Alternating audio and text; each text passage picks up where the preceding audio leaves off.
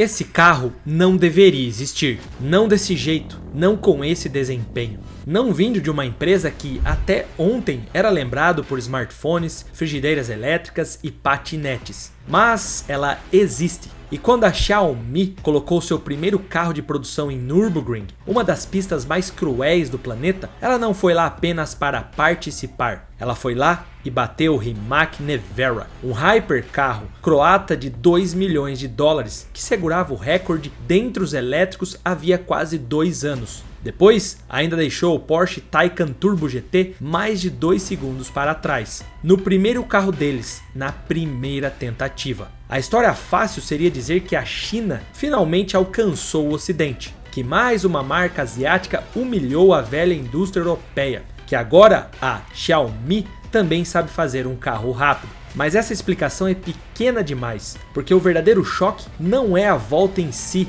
em Nürburgring. O verdadeiro choque é que esse carro não nasceu dentro da lógica antiga da indústria automotiva. Ele nasceu fora dela. A Xiaomi não entrou no mercado para provar que conseguia montar um carro melhor. Ela entrou para atacar a parte que quase ninguém consegue mudar: o custo, a velocidade e a estrutura de fabricar carros. Enquanto fabricantes tradicionais carregam fábricas antigas, fornecedores intocáveis, processos engessados e décadas de decisões difíceis de se desfazer, a Xiaomi começou limpa, sem passado para proteger, sem fábrica velha para justificar, sem uma religião industrial para obedecer. E essa é a parte que mais assusta Detroit, Stuttgart, Wolfsburg e Maranello, porque a Xiaomi não venceu apenas uma volta. Ela mostrou que uma empresa sem história com automóveis pode chegar mais leve, mais rápida e mais barata do que as marcas que passaram 100 anos construindo o próprio império. E agora a pergunta não é se esse carro é rápido. A pergunta é: quantas fabricantes ainda conseguem sobreviver quando o futuro começa a ser fabricado por quem não deve nada ao passado? Xiaomi, o terror da tradição. Para entender o que a Xiaomi realmente fez, é preciso entender o que todas outras montadoras do planeta ainda fazem. Uma carroceria moderna é construída a partir de aproximadamente 70 painéis estampados em aço e alumínio. Cada um é cortado, cada um é prensado, cada um é soldado por centenas de robôs e operadores humanos ao longo de uma linha de montagem cuja arquitetura fundamental não muda há cerca de um século. E essa frase não é exagero. O formato básico de como uma carroceria é montada é estampar, depois soldar, depois pintar. É o mesmo formato que tinha quando o Ford modelo T saía da linha de Henry Ford. A Tesla foi a primeira empresa a desafiar seriamente essa ortodoxia. Alguns anos atrás, a Tesla apresentou o que chamou de Gigacasting, uma prensa de mais de 6.000 toneladas que produziu uma única peça fundida da estrutura traseira no lugar de dezenas de partes estampadas. Foi a primeira rachadura real na parede. Críticos dentro da indústria tradicional chamaram a decisão de imprudente. Alguns ainda chamam, mas a parede rachou mesmo assim. Mas aqui está o que ninguém comenta quando olha-se para o cenário. Substituir o processo de estampagem e soldagem em escala não é um problema de uma peça só. É um problema de 3 peças e todas as 3 precisam aparecer ao mesmo tempo. Você precisa de uma prensa grande o bastante, 9.000 toneladas ou mais. Você precisa de uma liga forte o suficiente para ser fundida nessa escala sem passar horas em um forno de tratamento térmico depois. E você precisa de uma fábrica projetada em torno da fundição desde o zero. Não é uma planta tradicional adaptada para alimentar a nova máquina. 3 peças simultaneamente, nenhuma delas barata. Agora olhe para o cenário das tradicionais. A Volkswagen, a maior fabricante da Europa, opera em uma única instalação de Gigacasting em Kassel. Aquela prensa fecha com 4.400 toneladas, menos da metade da força necessária para a próxima geração de fundição. Analistas do setor caracterizaram a Alemanha como tendo dormido coletivamente durante a transição do Gigacasting. Já a Ford e General Motors compraram equipamentos de gigaprensa, mas, segundo esses mesmos analistas, ambas continuam em fases iniciais locais de implantação, o que significa que o equipamento existe, mas as fábricas em volta dele ainda não. E o processo tradicional de fundição em alumínio, no qual todas essas empresas ainda dependem, exige um tratamento térmico longo e energeticamente caro para desenvolver resistência. Um gargalo lento e caro embutido no próprio metal.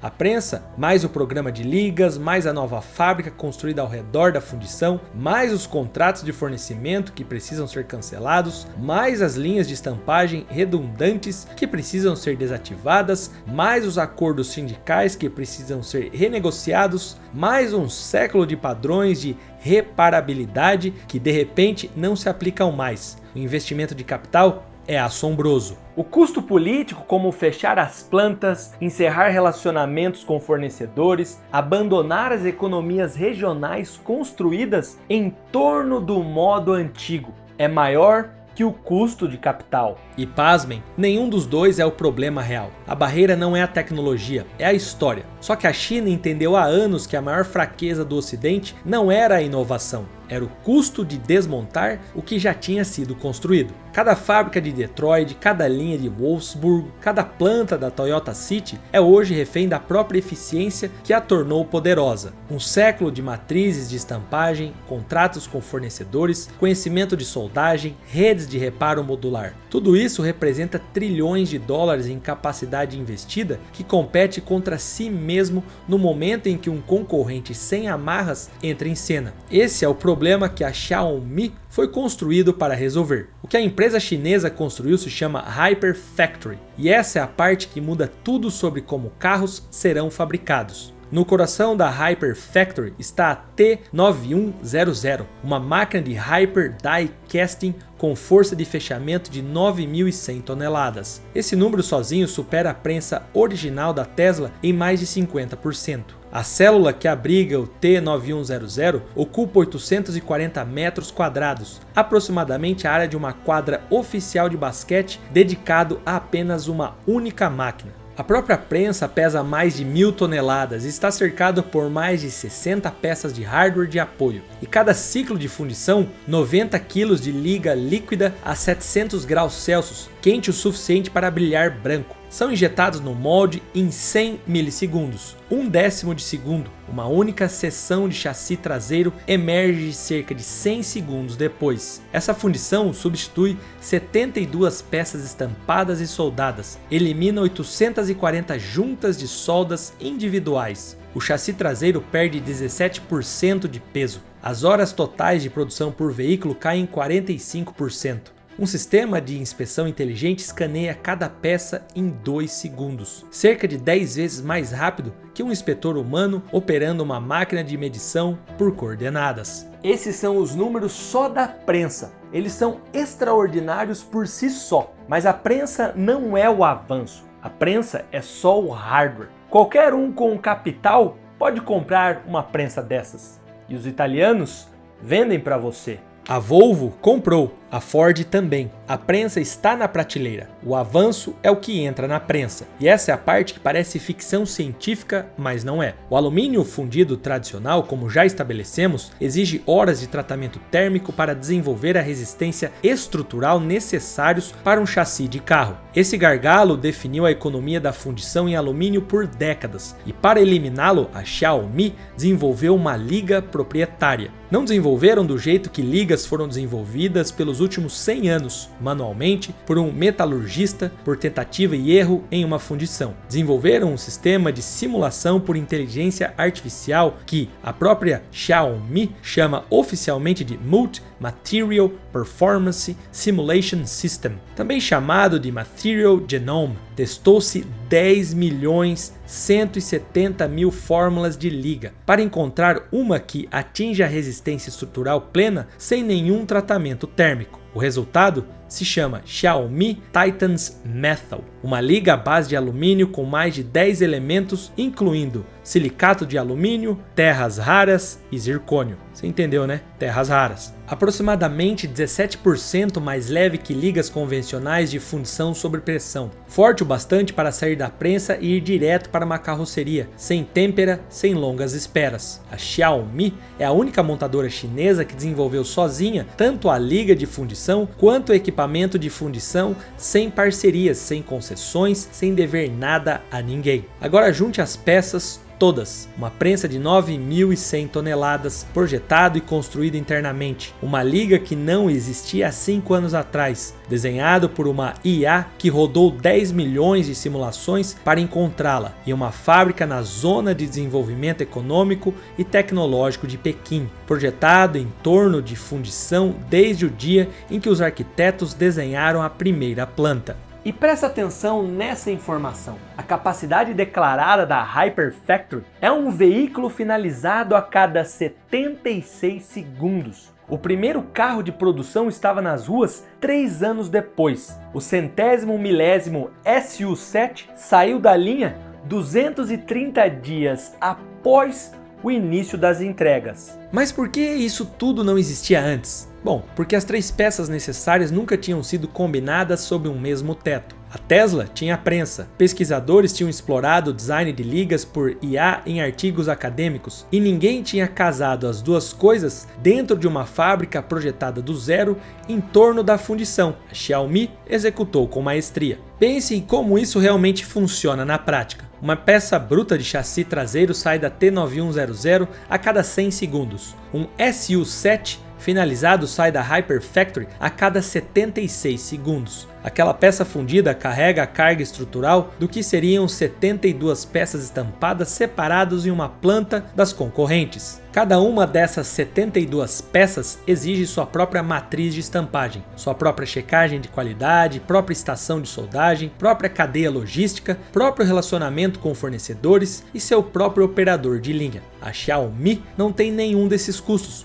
porque ela não tem nenhuma dessas peças. Multiplique isso por cada seção de chassi que a Hyperfactory eventualmente vai consolidar. A subestrutura traseira é a primeira fundição grande. Seções dianteira e central seguem a mesma lógica. Cada fundição adicional elimina mais um conjunto de peças estampadas, mais um conjunto de juntas de solda, mais um fornecedor, mais uma estação de inspeção. A linha encurta, a fábrica diminui, o contingente de mão de obra cai e o custo fixo por carro continua caindo. Essa é a parte em que a matemática para de fechar para o outro lado. O SU7 base é vendido na China pelo equivalente a cerca de $31 mil, superando o Tesla Model 3 no mesmo mercado por aproximadamente $2.800 a menos, um carro de entrada. Agora, olha o topo da linha. O SU7 Ultra produz 1.548 cavalos de potência de 3 motores. Faz de 0 a 100 km por hora em 1,8 segundos. Isso é mais rápido que qualquer carro de produção a combustão interno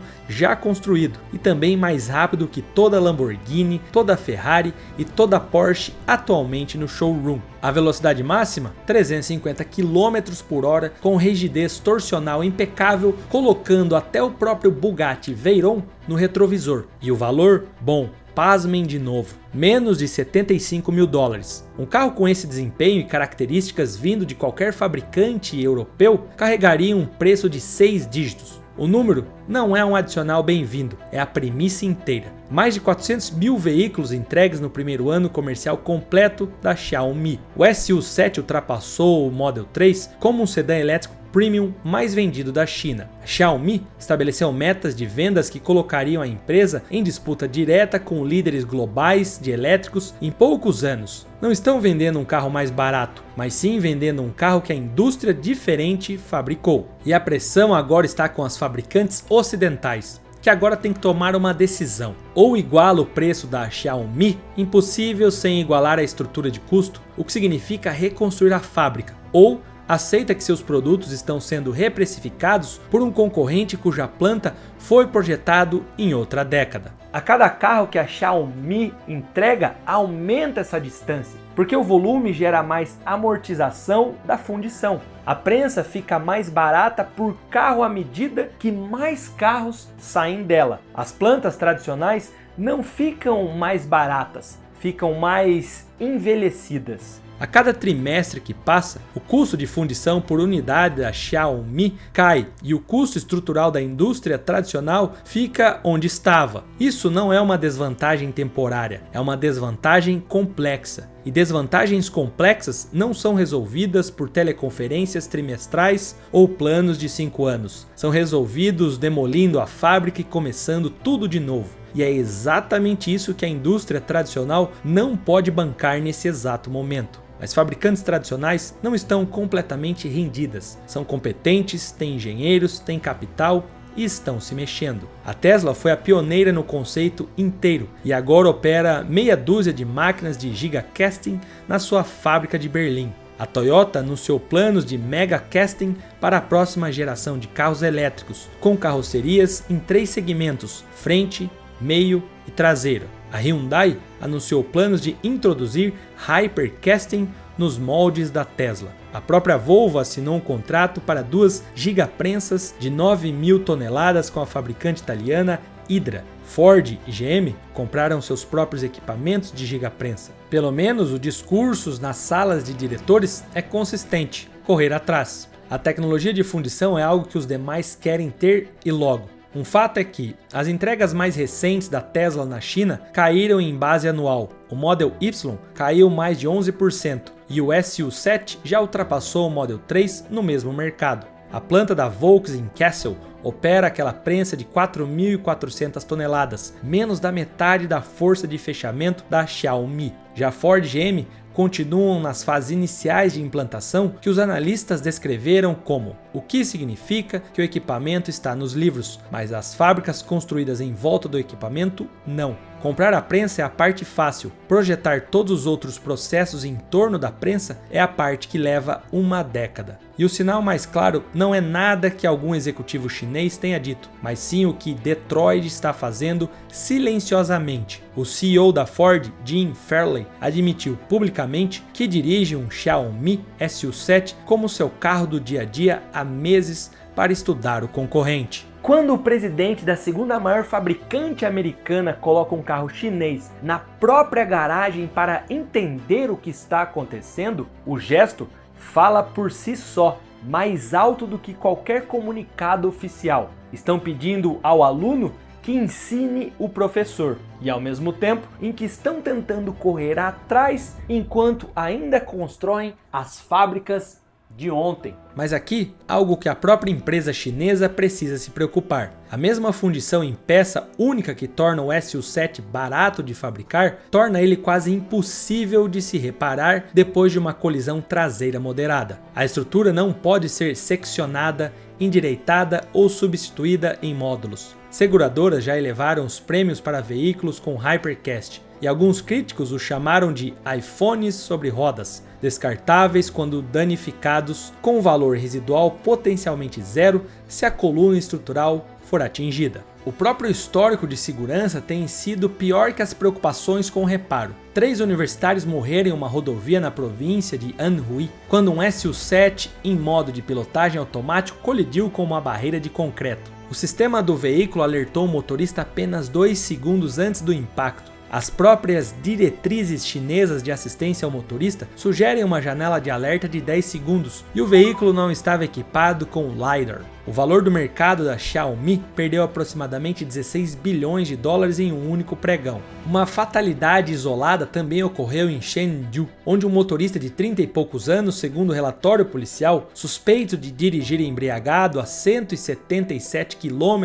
por hora, ficou preso em um SU7 Ultra em chamas depois que a colisão danificou o circuito de baixa tensão e desativou as maçanetas eletrônicas. A culpa do acidente foi atribuída ao próprio motorista, mas sua morte não veio do impacto e sim do fogo. E veio porque ninguém de fora conseguiu abrir a porta. Segundo investigações publicadas pela revista Caixin, o carro não tinha trava mecânica externo de emergência. A administração estatal para a regulação do mercado da China obrigou a Xiaomi a recolher mais de 116 mil veículos, mais de 1/3 de toda a frota, por falhas de sistema de assistência ao motorista de nível 2. O Ministério da Indústria e Tecnologia da Informação da China está agora reescrevendo padrões globais de segurança de portas para veículos elétricos como resposta direta. E, apesar dos recalls, apesar das fatalidades, apesar da pressão regulatória, o SU7 vendeu mais do que um Tesla na China. Xiaomi entregou mais de 400 mil veículos no primeiro ano comercial completo. A segunda geração do SU7 acumulou 100 mil pré-encomendas em 15 dias. A demanda está absorvendo cada choque que o programa produziu. A cada escândalo de segurança que teria enterrado qualquer fabricante tradicional do planeta, bom, mas no caso da China foi ajustado, corrigido pelo mercado e superado. Mas o que o resto da indústria ainda não respondeu é como você compete com uma fábrica que foi construída para competir contra você mesmo. Em algum momento no futuro próximo, em uma zona industrial a leste de Pequim, uma prensa de 9.100 toneladas se fecha em torno de um molde. 90 quilos de liga derretida, uma liga que não existia há 5 anos atrás, desenhado por uma inteligência artificial que rodou 10 milhões de simulações para encontrá-la. Preenche a cavidade em 100 milissegundos e no fim da esteira sai um desses carros que vai bater cada vez mais recordes de produção elétrico em Nürburgring. Já o outro vai vender mais que Teslas no maior mercado automotivo da Terra, e nenhum deles vai custar o que custa um carro europeu, americano ou sul-americano comparável, porque nenhum deles foi construído do jeito que um carro atualmente precisa ser para o povo. A Xiaomi não substituiu o alumínio, substituiu a fábrica. A empresa de smartphones venceu na primeira volta. Mas aposto que você se questionou ao longo desse vídeo por que Nürburgring, certo? Bom, eu te conto em detalhes do porquê o Inferno Verde virou um marco para todas as fabricantes do mundo nesse próximo vídeo. Te vejo já!